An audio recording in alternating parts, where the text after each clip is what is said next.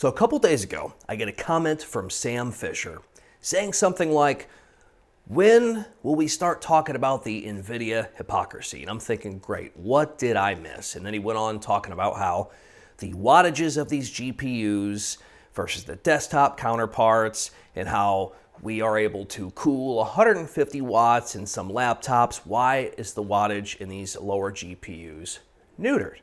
And I said, oh, okay, great. I can talk about this. As a matter of fact, I did.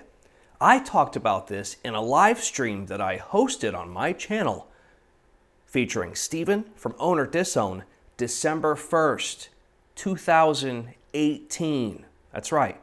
From this point, over a year ago. That live stream was inspired by the big channels talking about, at that time, wait, don't buy a new laptop yet because the new stuff's coming out. And I was thinking, that's pretty stupid advice. Now, or then, was a great time to buy laptops. Of course, being little old Bob, right? I'm a small channel. What do I know? I don't know my butt from a hole in the ground, right? Turns out I was right and they were wrong. Big surprise.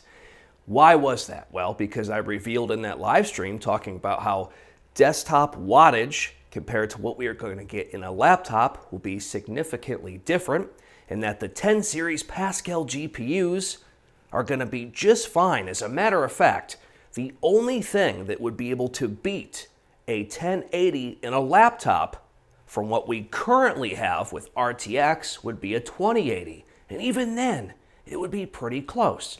Nobody understood that because they saw the desktop variations and they were considering the wattage. Like, I would explain it to you, but some of y'all you just wouldn't get it, you know? You didn't realize that a 2060 desktop is a 160 watt part, but in a laptop, it's cut in half. It's 80 to 90 watts. That sucks. That's going to hurt performance. That's a kick in the pills, big time. Now, this is important because the higher wattage we can get means the higher clock speed we are going to get before we get power limit throttling. Furthermore, a desktop 2060 at 160 watts is going to smash the whole entire lineup of all of the GPUs that we can put inside of laptops. It is that fast. It is basically equal to 150 watt 2080, maybe even up to 180 or 200 watt 2080, unless you have some high level skills and expertise and are willing to do some extreme level of tuning, oftentimes beyond what I have revealed on the channel. Nobody's doing that, okay, aside from a handful of people. So the 2060 at 160 watts, kind of a big deal. So, fast forward to January 15th, 2019, and I gave you guys a nice wattage breakdown. Just stating to curb your expectations on these cards because now's still the time to buy, or, January 15th, 2019, and waiting for these new laptops. They're going to be expensive, and the performance increase really isn't going to be there. And many just looked at me like a deer in the headlights. I said, okay, that's fine, but you wait and see. And then it wasn't long after when some of the big channels came out and said, you really maybe shouldn't buy these new laptops because they're expensive and the performance really isn't that good. No crap. No freaking crap. Yeah, exactly. So what Sam Fisher wants to know, though, is if we can cool 150 watts, by the way, there's probably 5 laptops that can do this, right? Barely. And that's with liquid metal. The Alienware 51M can cool 150 watts GPU. Yeah. The Clevo P775, the GT76 Titan, maybe the GE75 Raider. I mean, these are going to need some liquid metal in order to really get that good thermal efficiency. Otherwise, they're going to be very close to hitting that 87-degree throttle limit, or in Alienware's case, 75. Yeah, I mean, there's not too many out there, right? So now we're running to that 80 to 115 watt range. Well, man, that's just not going to happen. Let's first of all just take the elephant out of the room.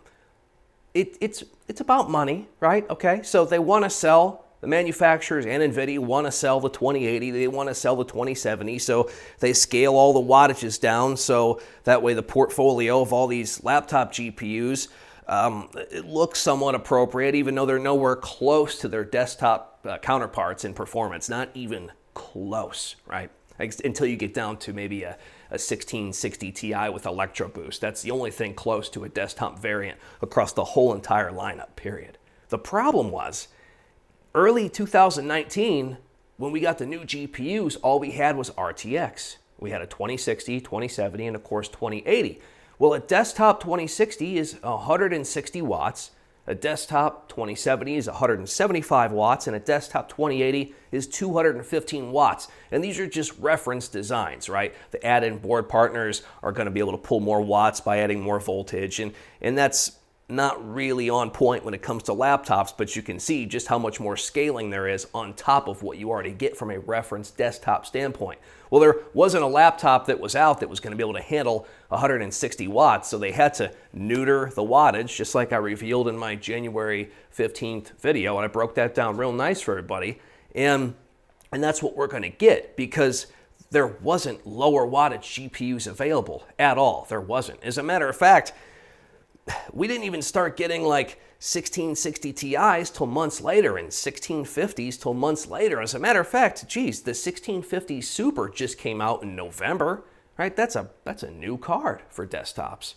which would suit very well inside of laptops. That would be great. So ultimately, the problem is a little bit less on the manufacturers than it is on just NVIDIA and their lack of efficiency on this architecture. But to their defense, they didn't make these GPUs to shoehorn into laptops first, okay? That's second. First is desktops, where all they have to do is slap on a pretty beefy cooler, and they're good to go. And their reference design is not that bad. Not only is it aesthetically attractive, but it's thermally efficient for a reference design versus the squirrel hamster cage fan solution. So with AMD starting to throw a little competition on them, right? It's time to crank up the wattage, give us ray tracing, let the chips fall where they may, and the performance of those in the desktop format versus Pascal was decent.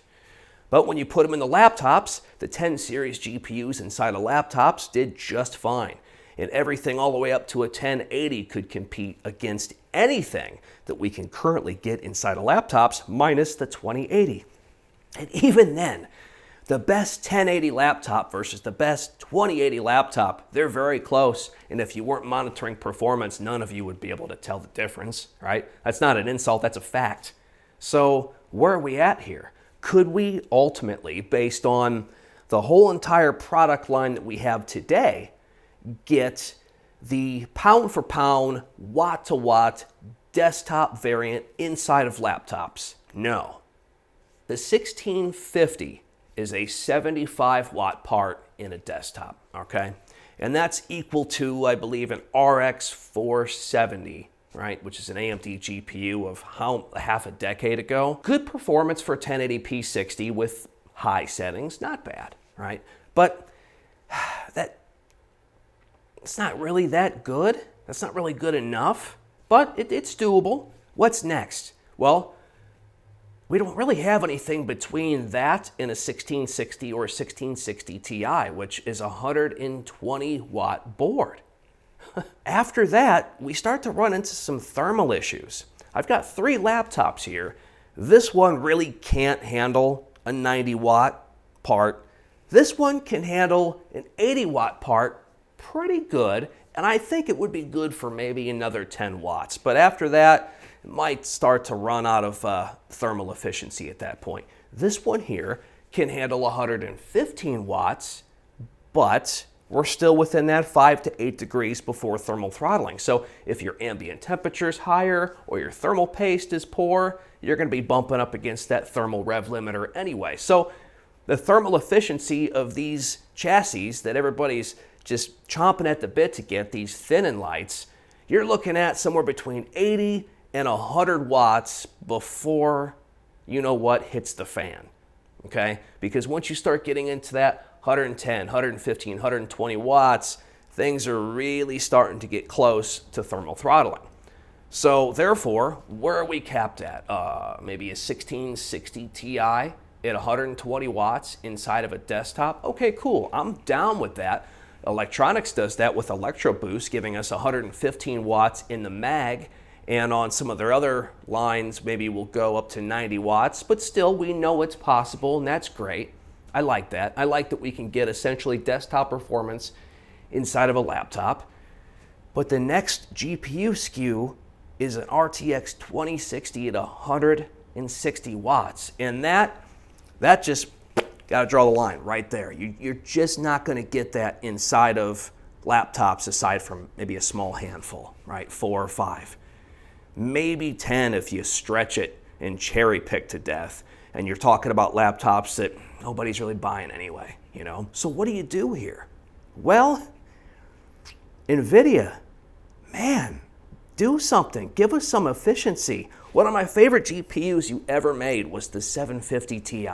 I love that. I was actually one of the first people in North America to get their hands on this thing. This was back when I was big on overclock.net, and I was reviewing it. It was really cool. And I like that GPU to death because it's efficient. Its power efficiency was remarkable. It didn't need a 6-pin power adapter from the power supply. Now, some of the add-in board partners did allow that, but it was, by design, capable of running off the PCIe slot and delivering 75 watts. And that was cool. At that point, between that and Ivy Bridge desktop CPUs, which were more efficient than Sandy Bridge, I was starting to get excited because while we can just put our foot on the gas and crank up the watts and get more power by slapping more coolers on these things so they don't burn themselves down, it's that efficiency that really puts a smile on my face. It's why I like the U processors from Intel, because I think that 15 to 25 watt part is fascinating and it's very useful, right? I think that's a great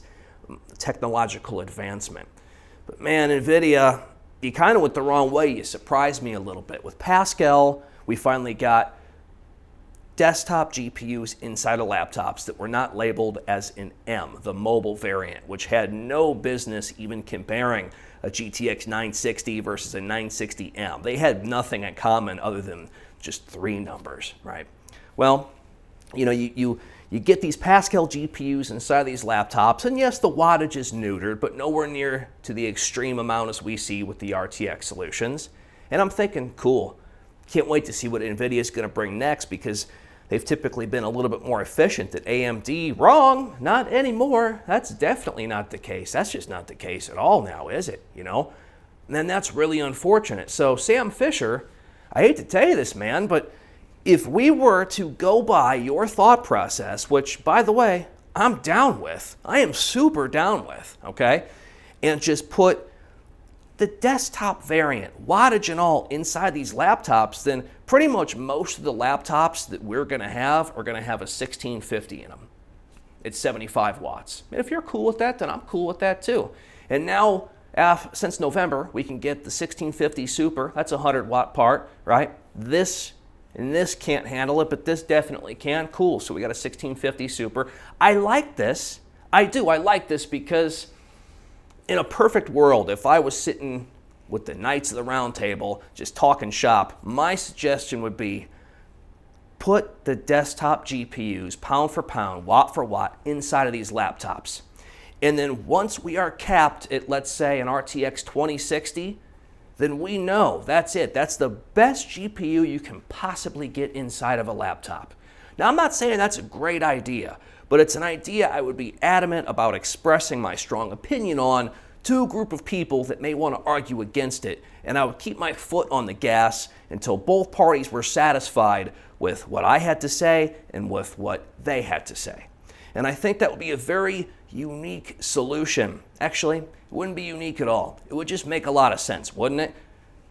Pound for pound, a 2060 in that, is a 2060 in here, is a 2060 in here. You know what you're going to get. The performance level expectation is what it is, right? You know what you're going to have versus the wattage being cut in half.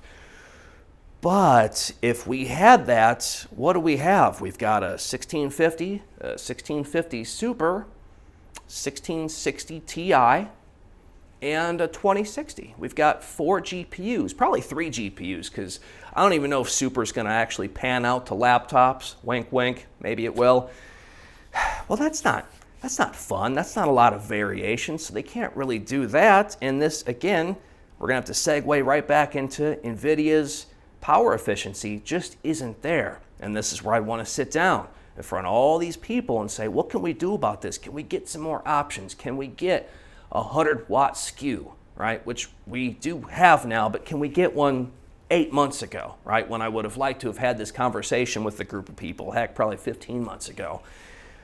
But instead, we get these wattage neutered, gimped parts. It throws a lot of confusion, and now we are paying, or we are asked to pay, a $700 upcharge for a 2080 Max-Q, which has probably weaker performance than a desktop 1660 Ti. That's like wiping before you poop. It just doesn't make sense.